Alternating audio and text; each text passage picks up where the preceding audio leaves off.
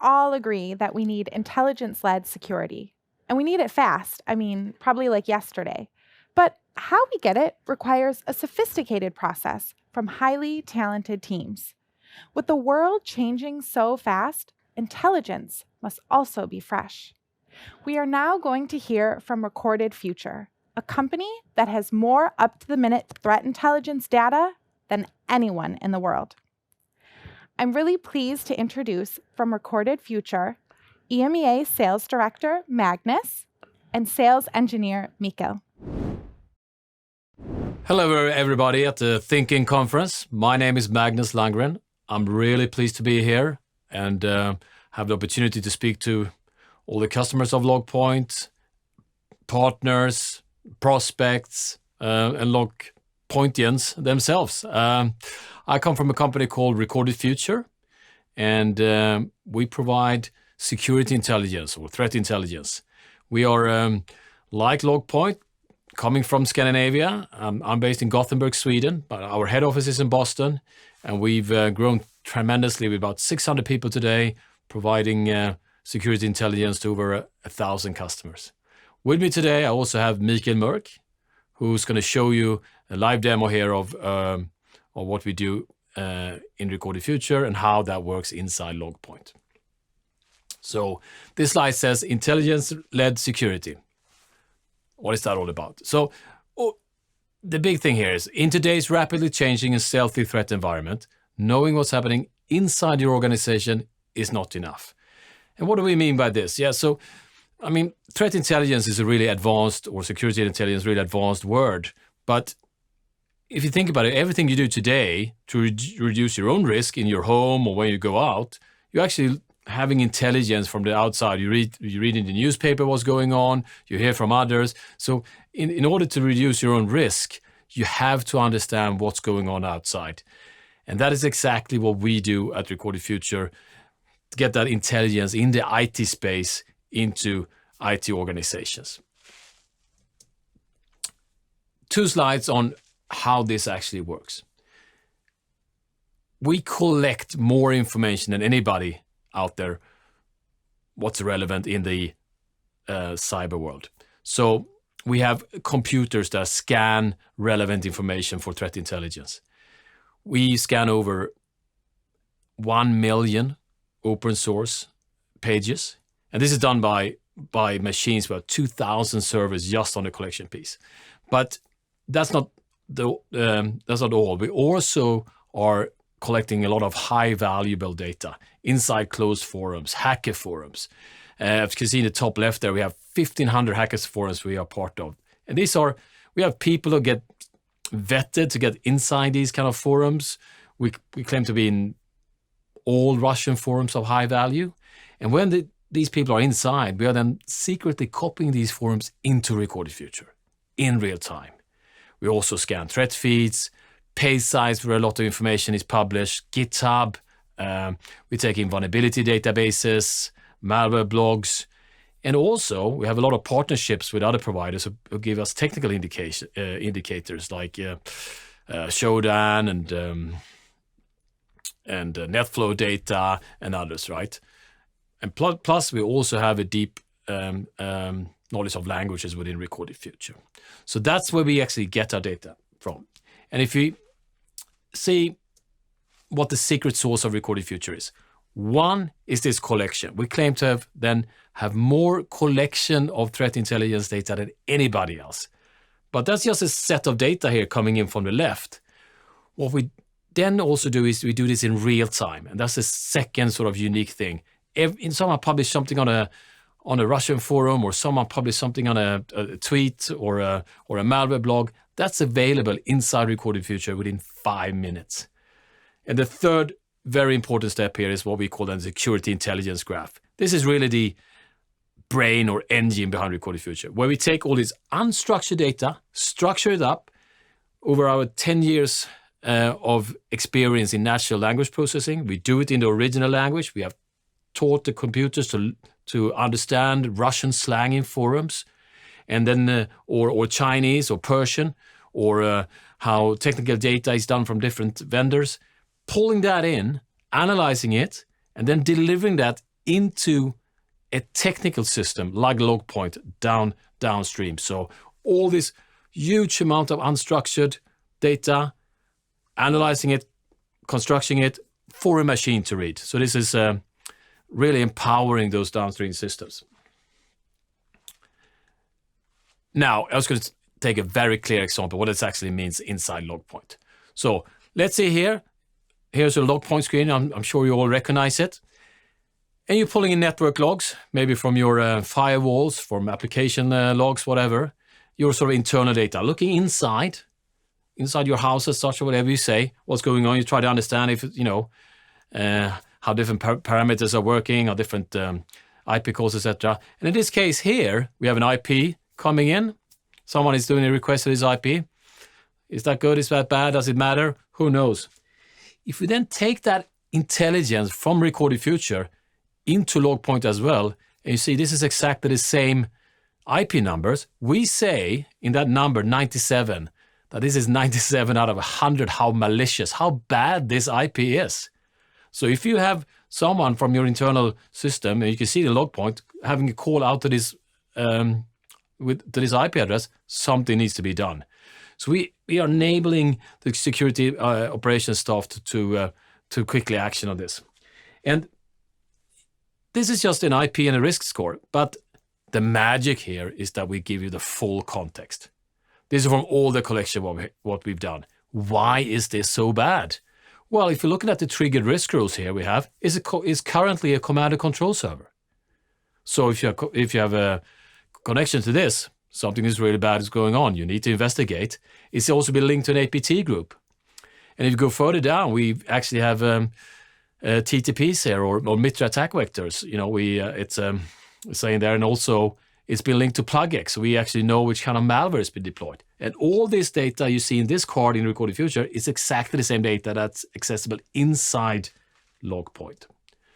And if you're aware of this classic pyramid of pain, this is the key thing with Recorded Future, the context. You have all these different layers. The IP number itself, the risk score Y, you have TTPs, tools, you have also the network traffic that we see is PlugX. We give you such a rich information around these indicators in LogPoints. You can become a king or a queen of security operations centers.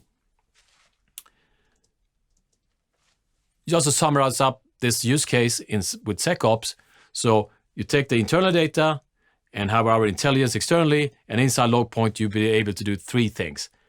Triage much faster. Know which alerts you need to look into. In this case, if you have traffic to a command and control server, that's probably the alert you want to do first. Really cool triaging. Secondly, threat detection. Since you get all our indicators in LogPoint, you get all your logs in there, that massaging and correlation of these will be done together. So you will get the right alarms. So you don't even need to look at what should I look at. And the third one is then threat prevention. You can get these indicators from Recorded Future and then block those even before you hit or block them in your firewalls, or block somewhere else before it even becomes an issue. One more use case, vulnerability intelligence. You see in this picture, you have a vulnerability scan. You scan your network and see, here's a vulnerability I have, or I have probably thousands of vulnerabilities. This is a CV coming in, and you look at, okay, maybe you have some CVS score from NIST, try to understand how bad this is. With Recorded Future, we will send in information about the hacker side, how much a vulnerability is being used by the hackers. So this one is 99 out of 100 how bad this is. So if you have the vulnerabilities scanner logs, maybe from Nessus, Tenable, whatever there, put them in LogPoint, get our risk score. This is the one you need to patch first. Prioritize those patches. Same here, the full evidence. As you can see, this is why we say that this is 99 out of 100. It's been linked to a malware. It's been recently exploited. It's been reported by our insight group, our experts. So you can actually take a full control of your patching procedure and reduce risk. That use case, very simply, put your internal data about your vulnerabilities into LogPoint, our intelligence. Number one, vulnerability prioritization. We have huge enterprises that scan and have 30,000 vulnerabilities in the network. They put it in a LogPoint. They put our intelligence from all the vulnerabilities, do that correlation, and it comes down to 200 that they think that these are the ones we need to patch to clearly reduce our risk. So vulnerability prioritization. The other one is then obviously monitoring your tech stack. If you have certain products, you can get alerts on if there's a vulnerability that's coming out that's not even have a MVD score yet, but it's really critical because a lot of information is available out there before NIST and MVD even have it in their database. While I have you on here, I just talked on SecOps intelligence and vulnerability intelligence. Those are the two use cases we work together with inside LogPoint. I just want to highlight the Recorded Future has 4 other modules, and probably the most used one is up on the right called is brand intelligence. There is where you can monitor if you as your own company is being mentioned on these forums. The leaked credentials, or people typo squatting your domain for maybe doing a phishing site, or people even selling access on a dark web forum to they put an access into your company. So that's the kind of things we do in other modules. But today we're only talking about SecOps and vulnerability intelligence. And before I just give the word to Mikael here to show you exactly what it looks in the products, I'm just going to give you a couple of links here. Obviously, go to our webpage; they're all there. But we have obviously you can see more about our integration, and also we have a free daily newspaper. We have a really good threat intelligence handbook I recommend, and of course, reach out to us. And now the word goes to Mikael. Thank you for this moment. Hello, everyone. I'm Mikael Mörk from Recorded Future, and I'm here to show you a little bit of how it all looks in the Recorded Future platform. What we're seeing right here is an intelligence card. An intelligence card is the way that we present information about a single entity in the platform. And that is for any type of entity that we're looking at in terms of domains, URLs, IPs, companies, vulnerabilities, you name it. In this intelligence card is all the information that we have about this one single entity, including the actual IP in this case, some related metadata, including the AS number that is contained within, who owns it, where is it located, and so on. To the right here, we have the risk score. The risk score is our assessment of this entity based on the different triggered risk rules that we have. This score goes from 0 to 99, where a score of 65 and up is considered malicious. So within this within this risk score, there's a number of different risk rules that can have been triggered to contribute to this risk score. For IPs, we have 54 different risk rules, but these different risk rules, of course, are differing depending on the type of entity that we're looking at. One thing to keep in mind, though, is the fact that there are certain bands within the risk score. So if you go from 0 to 24, that's historical, informational. 25 to 64, that's a moderate risk score, suspicious. Something from 65 and up is something that's definitely malicious, something that we've been proving to be an issue with. So if you have any traffic coming towards this IP, for example, you are probably having issues. So taking a look at this IP specifically, we have a number of triggered risk rules here. We have 4 out of 54 risk rules triggered. And if we take a look at these different risk rules below here, we can actually see that we have, in this case, it's a current command and control server. This we have through secondhand sources. You can see that there is a mention from the Polyswarm sandbox analysis, but you also see a mention of a Joe Security sandbox detonation. So these are secondhand sources that are contributing to this risk score, highlighting the fact that this is a current command and control server. You'll also see a relation directly here to that in these detonations we have, and we actually have a relation to crackbot specifically. And you also see the actual hash for the detonated file that has the relationship to prove this association to contribute to this risk score. Below here, you also see that it's an actively communicating command and control server.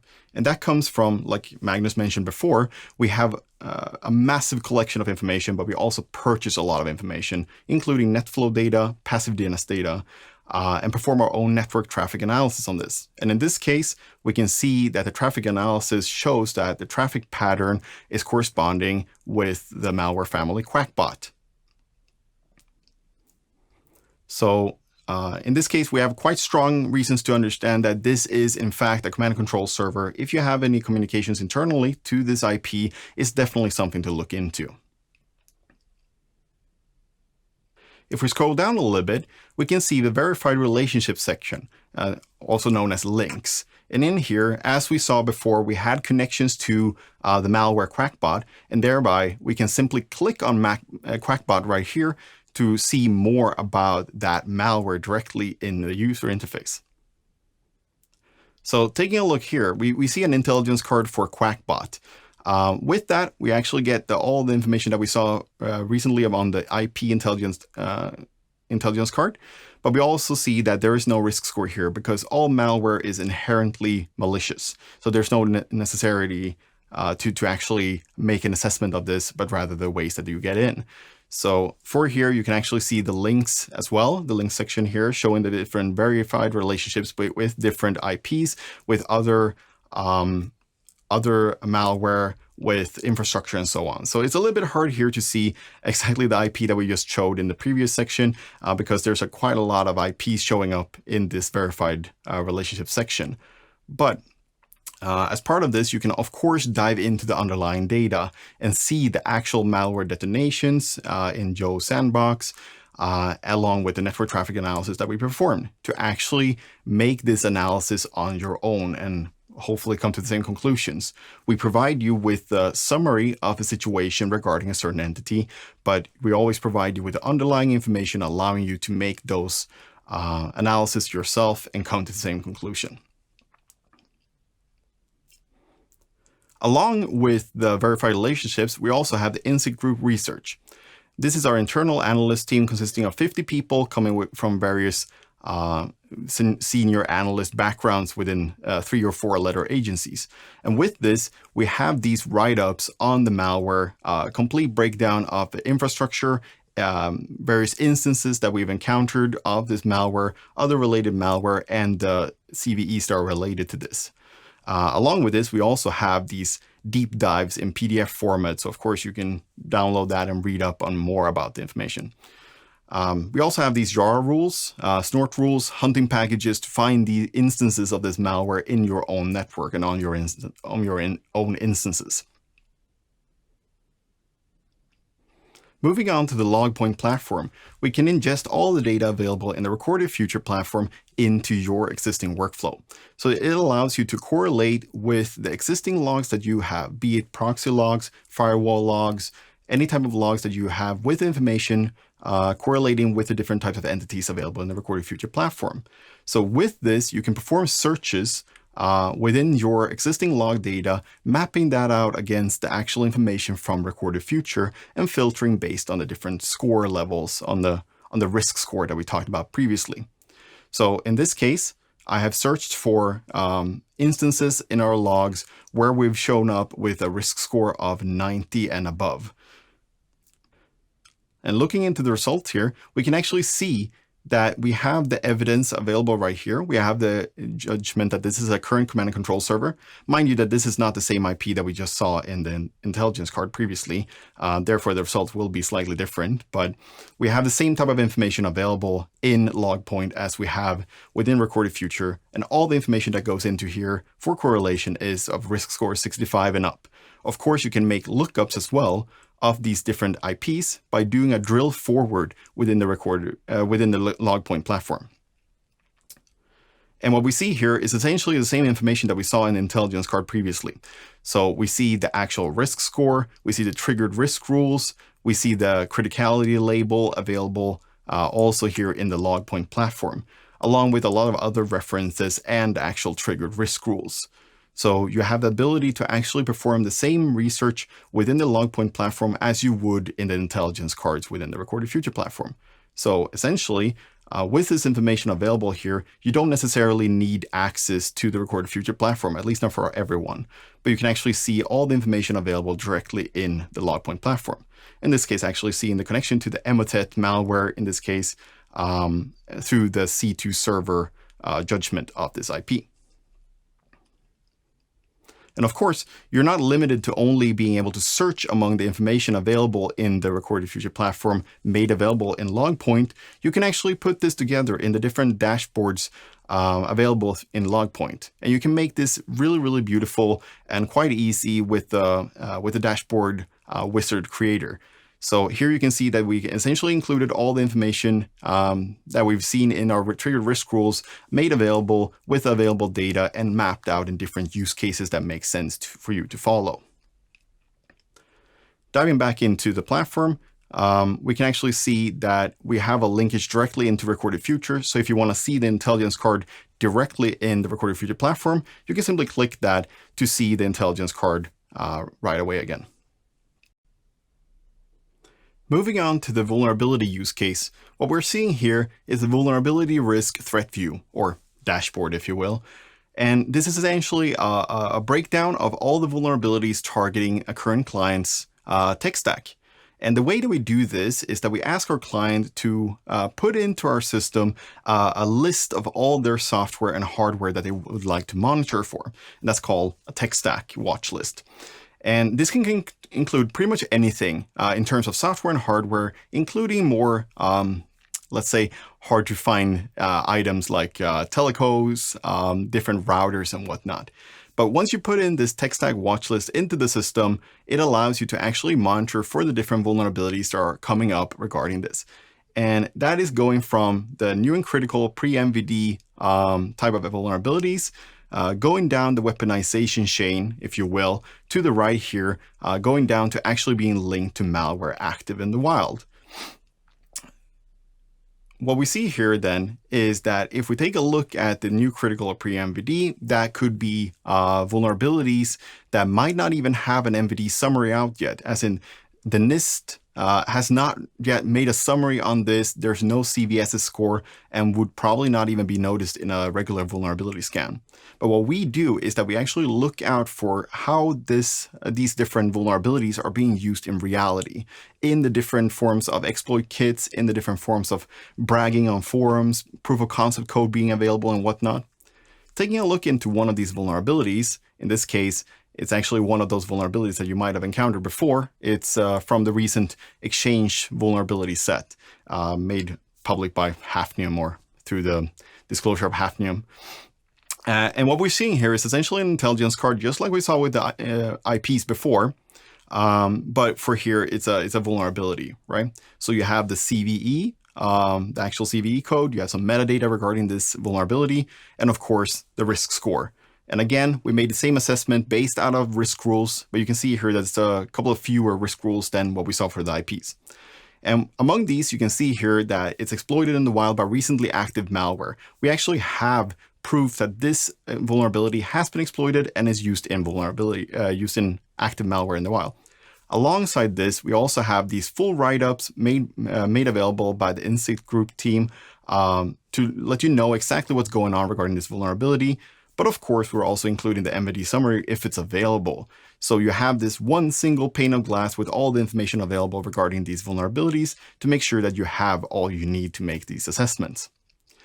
But not always are these available such easily in such an easy fashion, so to say, with a full MVD summary available.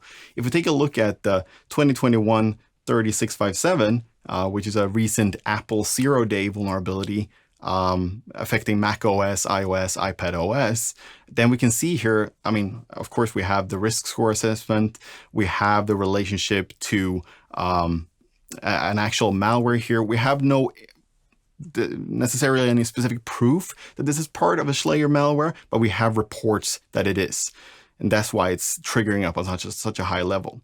But in this case, we have a full write-up made by the Insight Group on this vulnerability. We have the full context regarding what it's affecting, how you can do something about it, what can be done with it alongside related CVEs. But in this case, there is no MVD summary, there's no CVSS score. It would unlikely be measured in any vulnerability scanner, but through our massive collection that Magnus mentioned before, we are able to make these assessments regarding vulnerabilities, even though there is no such thing as an MVD summary or a CVSS score in place. allowing you to actually address these things even before there's a problem. And that's pretty much everything I'm going to show you here today. Thank you so much for taking part of this, and have a great day. Hey everyone, welcome back. A big thank you to Magnus and Mikael for that presentation. It was a really thorough look about how we can use recorded future to get up-to-the-minute threat intel in LogPoint. So thank you so much. And thank you also for joining this live Q&A. I have a couple questions for you that I would like to ask. The first one we got in, how do you determine the cutoffs for the different risk scores? So how do I know when something is risky but isn't risky enough for me to bother with? Oh, that's a very good question. Do you hear me? That's checking. Perfect. Loud and clear. Wow, here I am as well. See myself. Yeah, that's a great question. So, yeah, if you look at those risk roles, let's say for an IP, that could be up to like 30 different risk roles, and you can read our documentation. For every role, there's a different timeout on when risk score goes up and down. So, IP be typically very fluctuations. So, if there's a command and control server, if we haven't seen activity for like 2 days, that score will go down. And for every different role, we have a timing issue. So some of them we will time out after a week, some more. So for vulnerabilities, for IPs, domains, it's all different timing issues that comes out to that score. Great. I have another one here. So Recorded Future is always analyzing new techniques that ransomware operators are deploying to target large organizations. Can you talk a little bit more about how ransomware TTPs are evolving? Oh, yeah. I mean, I would actually recommend to listen to anything Alan Liska, our expert in ransomware. I mean, like you just Google him. He's frequently on CNN and just this week. And we also have special sessions with him. I mean, this is a whole world of ransomware and how that evolves from ransomware as a service and different techniques and things we see, right? So yeah, I'm going to pass on that question. I'll let the real expert talk to it. Yeah, I think I'm going to add Go ahead. one or two things there as well, if you will. So the thing is that what we normally see is that there's some level of like, what do you call it? Like that they're building these like different cartels within the ransomware operators. So we're seeing much more of a sophisticated approach to all of this, where they're essentially reusing each other's tools, rebranding, and making that much more of a, how do you say, professional approach to it, much like you would see from companies rather than what you would expect from, well, hackers per se. Yeah, thanks. Thanks for the resources and thanks for that answer. That's unfortunately all the time we have right now, but I really appreciate you guys calling in and for your great presentation.